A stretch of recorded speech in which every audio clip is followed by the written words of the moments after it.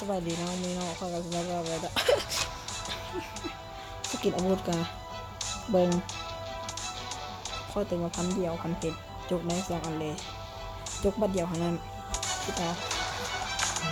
จริงๆสุดยอดเข้าเลยเนาะเขาจะมาเล่นสกาคู่กับ UMP เนาะจะเบิ่งว่าโหดขนาดใดไปเบิ่งกันเลยไปเขาจะไปเบิ่งกันเลยเท่านี้แหละไปเขาจะมาทดลองปืนเนาะ UMP เนาะเขาจะมาเบิ่งว่ายิงโตนี่เขาเลยยิงโตกันครับยิงหัว100 GP ยิงไม่ร้าย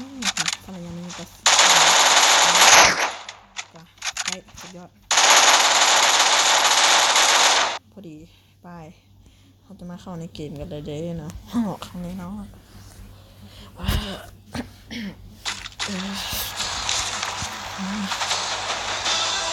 อังกฤษเราจะเป็นอังกฤษ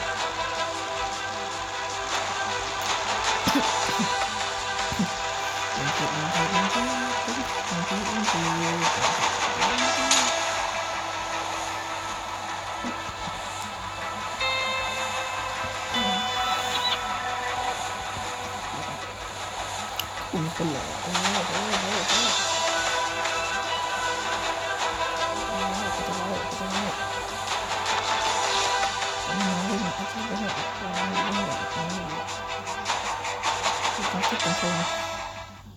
เฮ้ยปืนยี่สิบหัว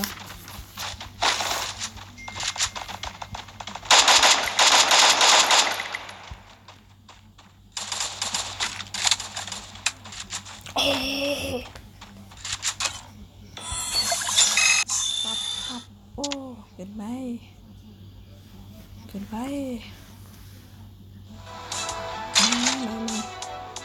โน้มกี้เน็ตแลกเนาะแวนเล่นทำรวยไรโอ้เดี๋ยวยิงตี9เนาะยิงโตให้มันใส่เกาะให้เราพี่เลยไม่โอ้ยจะเป็นปากสุด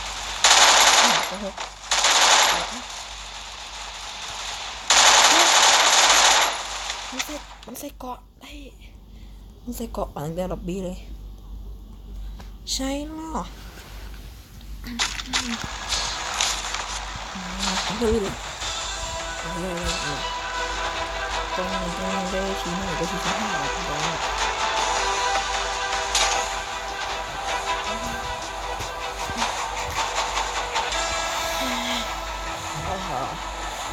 ดีกว่ายิงหัวร้า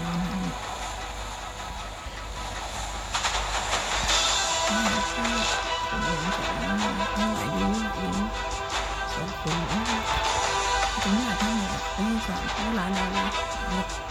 คนอาจจะเบื่อ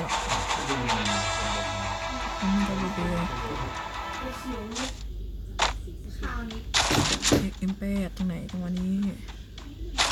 นี่คอยชี้แนะนำเรื่องต้นเกียรเนาะว่าต้องสนหรอกเรื่องเกาะเรื่องยาแล้วมันนะถ้าไปเก็บปืนอื่นได้เขาก็ต้องไปเชี่ยวไปเก็บปืนอื่นก่อน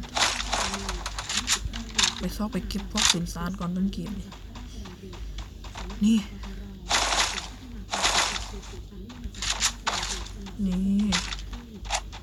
ได้ปืนซาดแล้วก็หัวบอกกันเลย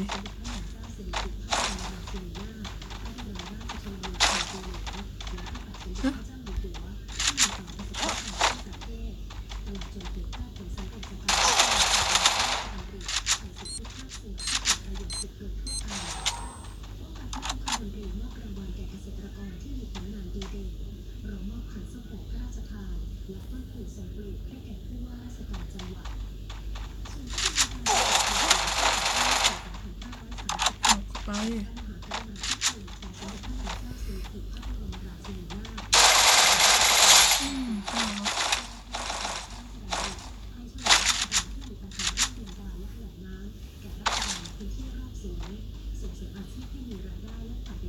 ห้าบอกกล้าเอาไปมันเลย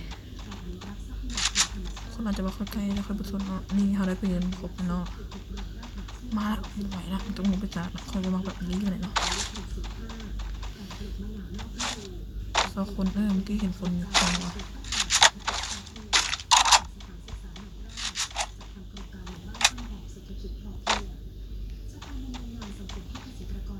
เรือมันไปแล้ววะเห็นเหรอไม่ข้อดินในโทรศัพท์มาไว้ได้ไหมครับแต่มันเร่งเวลาเก็บเครื่องมันเร่งถึงว่ามันเร่งนางเก็บ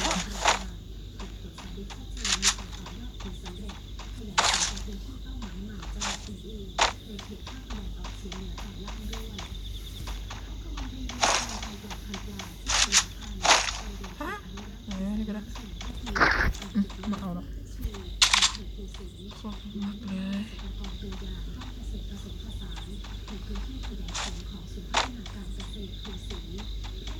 คอยตัดต่อว่าเป็นนักกระทุนเบิ่งไปเลยวันรีวิวว่ามีอะไรเนาะต่อว่าเป็นคอยแต่เลยเงินเห็นแบบ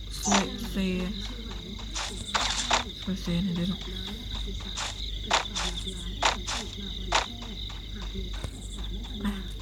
อ๋อจะไปมีมาสักอีก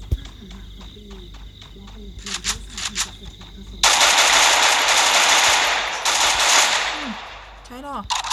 มาแตะนะมึงเนี่ย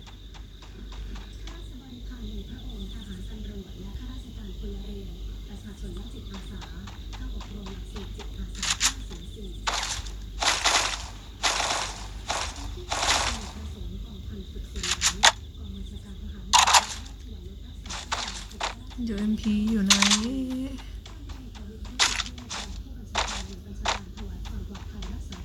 คนอะ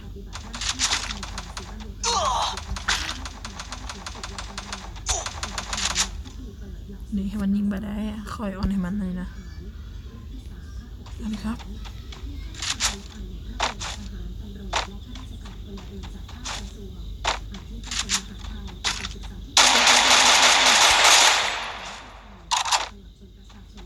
น้องไม่โหดน้องอย่ามาห้ามน้อ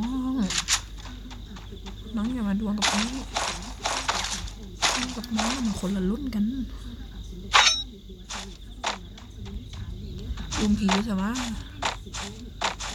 โซ่คนเฮ้ยคนเป็นตีบอลแรงเลยนะ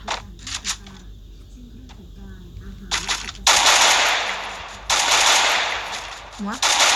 ไม่ไปเลยน้องตัวพี่น้อง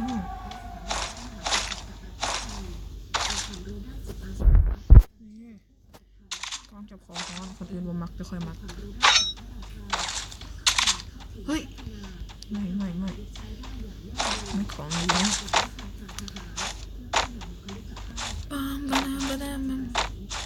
หมดหรอคนนี่คนหมดละหมดแล้วถ้าคอยเอาแท้นี่โอ้ยใส่กระบอกสูง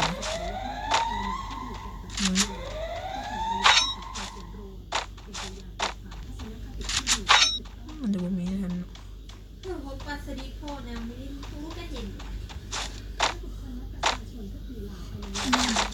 ไปสดีนอกเลยพีทได้จับสารที่จะเข้ามาเอาขาตั้งไหนเลยจับสารดีกว่าไปดำมาแล้วได้อยู่นี่เอ้าบ่ได้อันนี้ได้นี่อันนี้คนนะคนเนี่ย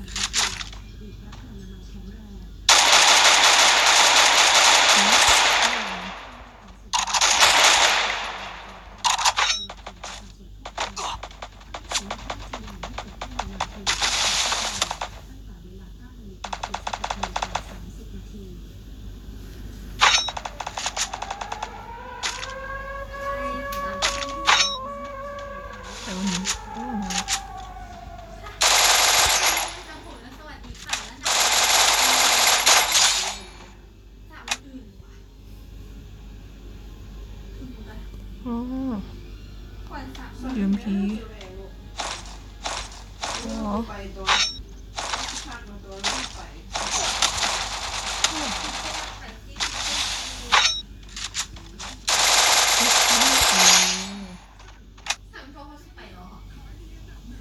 มาแล้วคนมาแล้ว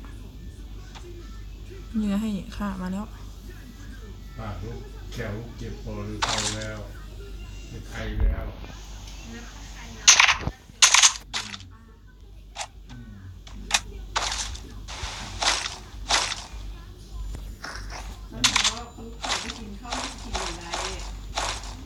อุ้ยยืนพี่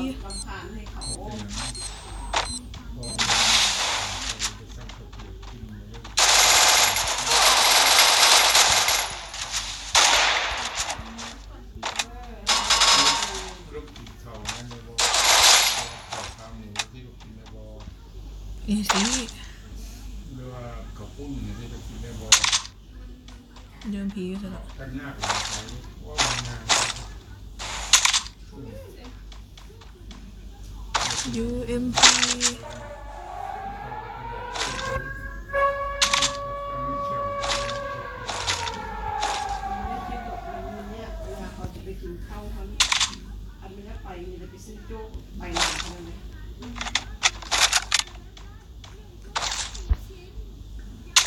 เครื่องนี่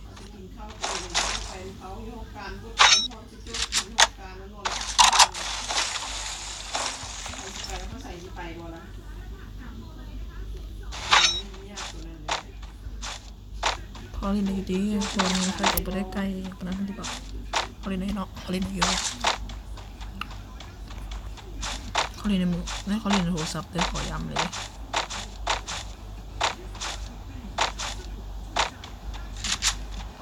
ฟาดเนาะเข้าวงมีแท้เอ้ยไอ้หัวไอ้ไลท์ไอ้โบ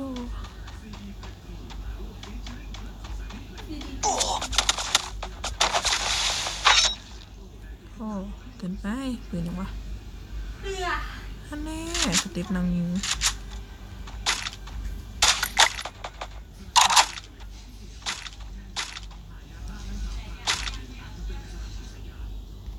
นี่มันระยะไปครับต้องแลนเปลี่ยนตำแหน่ง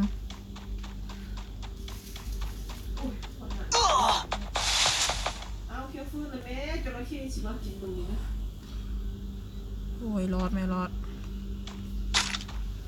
โอ้เห็นละแตกนะหัวดิ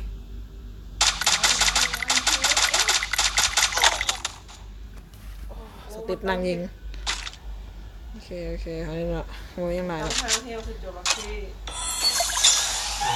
พอแรงขึ้นได้เนาะพอแรงขึ้นได้เนาะพอแรงขึ้นได้เนาะพอแรงขึ้นได้แก่ลงน้ำบาย